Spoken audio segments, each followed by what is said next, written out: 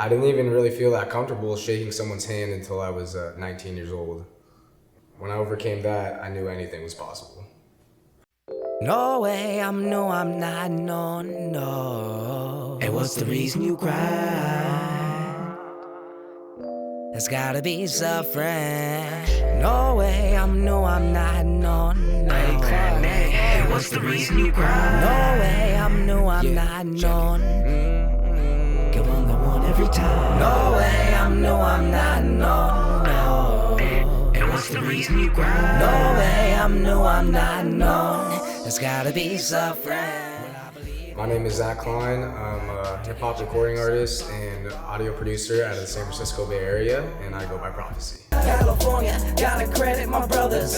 I don't think I ever would've made it this high. When I think about the way we all do the grind and find we're just really alike. A lot of my drive and my influence have come through the fact that I was born with a congenital birth defect on my right hand. I was only born with 3 fingers on my right hand, 8 fingers total. And I feel like that's what put me on the path to eventually start realizing that I have a message to spread, I have a struggle to express, and now I'm here making music.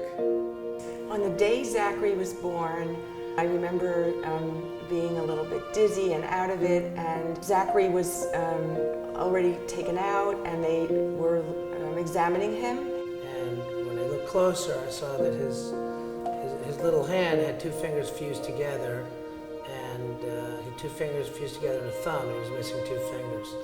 So I had to go over to my wife, Linda, and break the news. And he said, I just want you to know that Zachary is fine. He's a healthy baby boy. There's a little difference with his hand, his right hand. And I was confused by that, and I said, please let me see him. And he brought Zachary over to me, and I saw him, first his face, which was beautiful, and then they showed me his hand, and I just said, okay, it's gonna be fine. Everything's gonna be fine. He's our son, I love him.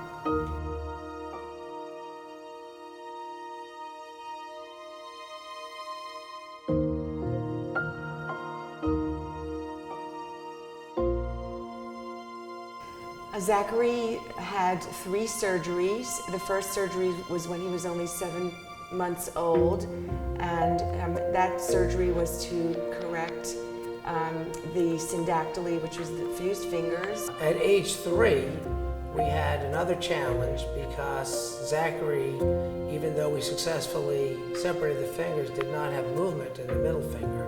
So they had to open up the whole hand. You could see a scar going all the way around it up the front, and they had to take a tendon on my toe, which is still there. The scar is still there. And they took the tendon, put it through my arm, and now I have 3 moving fingers, and I can pinch with them, which is a blessing.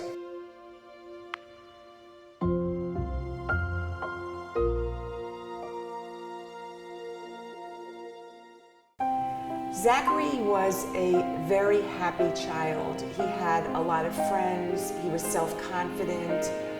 I don't think ever looked at his hand as a disability from the time he was very young. He quickly adapted, I think because he was born that way. It was just a part of who he was. And there was no indication that he was missing out on anything any other child had. Well, I remember the first 5 years growing up and kind of getting familiar with my hand and actually even recognizing it.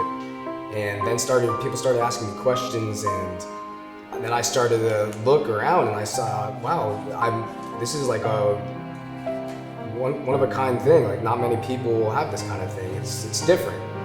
And I remember growing up, joining soccer teams, baseball teams after the games, when you would shake hands, you'd go in a line and pass each other, and I just wasn't comfortable with that at all. I wasn't comfortable really with putting it out there, and during the early part of my life, so that was a struggle. I first started noticing Zach's love for music around the time when he was in 7th or 8th grade in middle school. There were yearly plays that the children would put on, and Zachary auditioned for many of the musicals, and he got many of the lead roles. And his voice was quite good. NYC! might say that I'm square, but wow, I come alive. He received as a gift a CD of 10 jazz greats and their music. And he listened to that day and night. I remember going into his room one time, he was listening to jazz and there was tears running down his eyes as he was listening to this song. At that moment I said, wow, this guy really gets it. He really feels the music. We had a drum set, he played trumpet in the school band, and he taught himself how to play the ukulele and was very good at it, and would just figure out the notes on his own without even having lessons. Maybe around 14, my oldest brother David showed me some mashups where you put a bunch of songs together and you're not really making the music, but I got an idea of how to use my music program and how to start producing. So that was around 14, and my brother David, that same day, he got me into this DJing program, and I kind of took the road as a DJ at that point. Well, he really started developing this passion for electronic dance music, and he would spend his time at the computer, ultimately forming the sound that is emerging today. Probably from 14 to 18, I wasn't only experimenting with EDM music, but I was really starting to get into hip hop, and probably influenced by a lot of my friends and a lot of the people I was hanging out with at the time.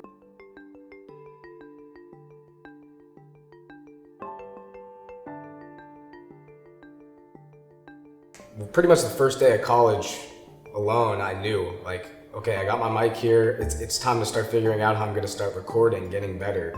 So I set up a bunch of towels along with the clothes in my closet, and I set up a microphone in there, and I started recording my first official mixtape from Proph3cY called 9 Months.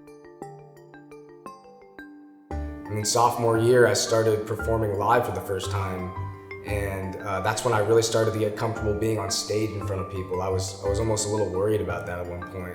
How am I gonna get up on stage and expose myself, show my hand to everyone?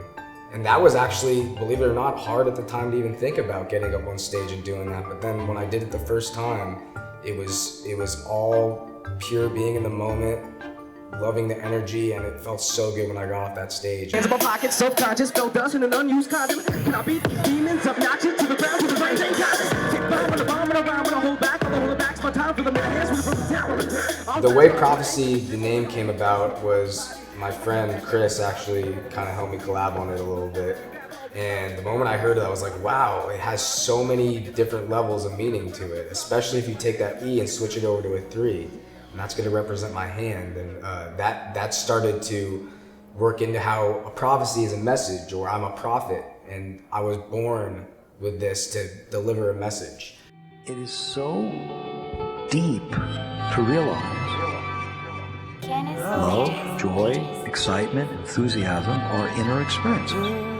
And that outer things can make us feel those inner experiences, but then you have to constantly struggle to get the outer things that make you feel the inner experience. The message I'm trying to get across with my music is that, you know, there's going to be a lot of instances in life and a lot of examples of how you feel things aren't going the right way, you didn't get what you want, you're not in the ideal body, you're not in the ideal situation, and basically how you can shift your perspective and totally find the goodness in everything.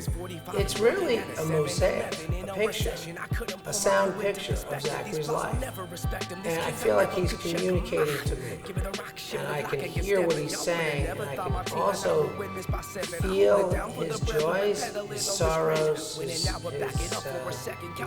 triumphs and achievements, as well as his challenges. A lot of people don't realize that, well, they think they need to go out in the world and find something outside of them to feel something inside. They need to go find a girlfriend that's gonna make them happy. They need to go find a big house, a big job.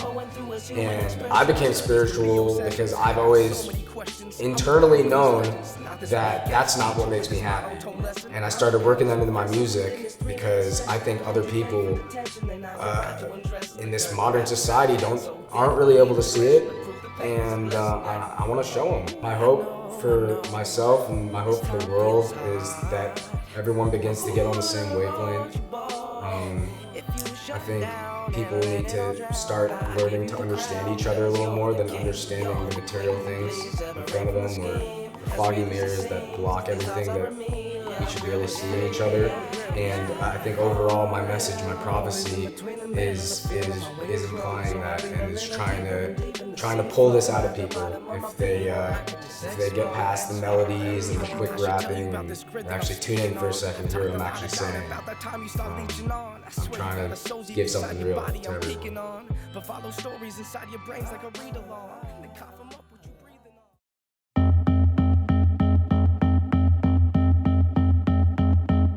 on. Don't stop showing me the light, 'cause the joy you bring keeps me up through the night.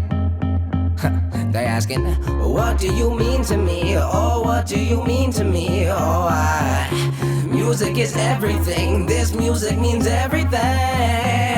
Told you I was on the rise, and I came back just to prove me right. Look at you acting so surprised when the beat start bumping and I pick up the mic and I write a rhyme like every night. If I don't keep at it, my anxiety's high. Would you feel me? Embrace the flow, 'cause I think we relate on more than tackling goals, such as bagging these hoes. Hope the salary grows. If the tour ain't happening, we packing a boat with the homie parked up on the side of the road in your hometown, wondering where happiness grows.